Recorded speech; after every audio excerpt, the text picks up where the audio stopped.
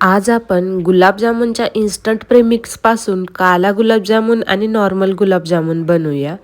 तर चला तर व्हिडिओला सुरुवात करूया। अगोदर आपण पाक बनवून घेऊ। गॅसवरती एक मोठं पातेलं ठेवलं व त्यामध्ये एक तांब्याभर पाणी टाकलं। म्हणजे गुलाबजामुनचं जे प्रीमिक्स आहे त्याला पुरेल इतकं एक तांब्याभर इतकं पाणी पुरेसं आहे। म्हणजे तांब्यामध्ये अर्धा किलो साखर बसते, तर एक तांब्याभर पाणी आणि अर्धा किलो साखर म्हणजे तांब्याभर इतकीच साखर आपल्याला या पाण्यामध्ये टाकायची। साखरेचं व पाण्याचं प्रमाण आपल्याला सेम ठेवायचं आहे, अर्धा अर्धा किलो। तर छान असं आपल्याला हे मिक्स करून घ्यायचं व 5 मिनिटभर हा पाक उकळून द्यायचा। जास्त आपल्याला पुढे नाही जाऊ द्यायचा पाक व जास्त कच्चा पण नाही राहू द्यायचा। फक्त उकळी आल्यानंतर 5 मिनिटं उकळून घ्यायचा। गुलाबजामुनला जास्त घट्ट पाकही नाही लागत आणि जास्त पातळही पाक नाही लागत। आपण चेक करून बघू पाक झालाय की नाही। बघू शकता मी एका बोटावरती घेते व अगदी चिपचिप असा लागतोय, म्हणजे आपला पाक जो आहे तो तयार आहे।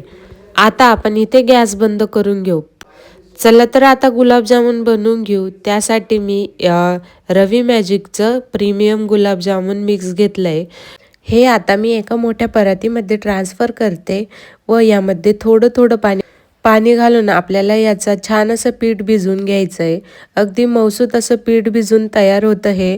थोडं थोडंच पाणी घालायचं, जास्त पातळही नको आणि जास्त घट्टही नको। जसं की व्हिडिओमध्ये दाखवते त्याप्रमाणे आपल्याला छान असं पीठ भिजवून घ्यायचं व 10 ते 15 मिनटं पीठ जे आहे ते मुरण्यासाठी ठेवून द्यायचं। 10 ते 15 मिनिटांनंतर छान असं पीठ जे आहे ते भिजलं गेलंय। आता आपण याचे लगेचच गुलाबजामुन जे आहे ते वळून घेऊ। एक छोट्या आकाराचा गोळा घ्यायचा व अगदी हातावरती तूप लावायचं थोडंसं आणि हातावरती थोडंसं मळून घ्यायचं व गोल गोल असा आपल्याला गुलाबजामुन जो आहे तो बनवून घ्यायचा।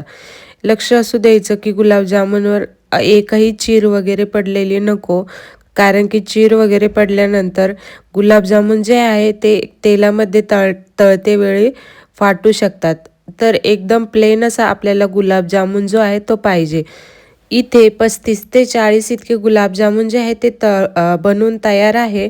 तर आपण हे गुलाबजामुन जे आहे ते लगेचच तळून घेऊ। गॅसवरती आपल्याला कढाई ठेवायची व त्यामध्ये थोडंसं तेल टाकायचं।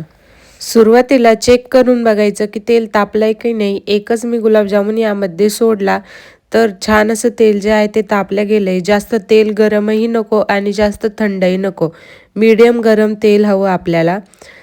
हलक्या बुडबुड्या निघताय म्हणजे तेल जे आहे ते गुलाबजामुन इतकं परफेक्ट जे आहे ते गरम झाले। जास्त कडकडतही तेल गरम नका करू। तर छान असे सगळे मी 7-8 गुलाबजामुन जे आहे ते यामध्ये सोडून घेतले व मीडियम टू लो फ्लेमवरती आपल्याला सतत हलवत छान असे गुलाबजामुन जे आहे ते तळून घ्यायचे, सोनेरी रंग येईपर्यंत।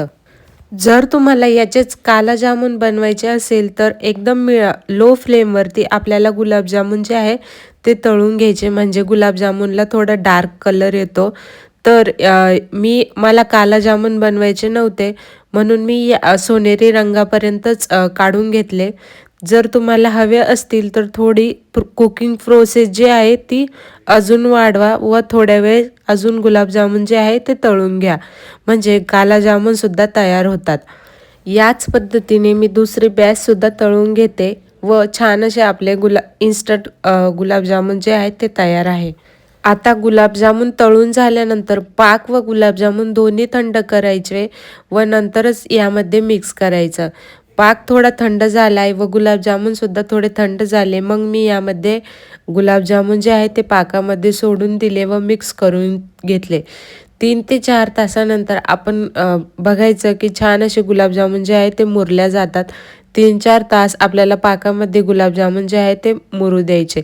छान असे आपले गुलाबजामुन तयार आहे। तुम्हाला आजचा व्हिडिओ कसा वाटला मला कमेंटमध्ये नक्की सांगा। व्हिडिओ आवडल्यास व्हिडिओला लाईक करा, जास्तीत जास्त शेअर करा आणि तुम्ही कधी इन्स्टंट पॅकेटचे गुलाबजामुन बनवले का मला कमेंटमध्ये ते सुद्धा सांगा। भेटूयात पुढच्या व्हिडिओमध्ये नवीन रेसिपीसोबत। बाय।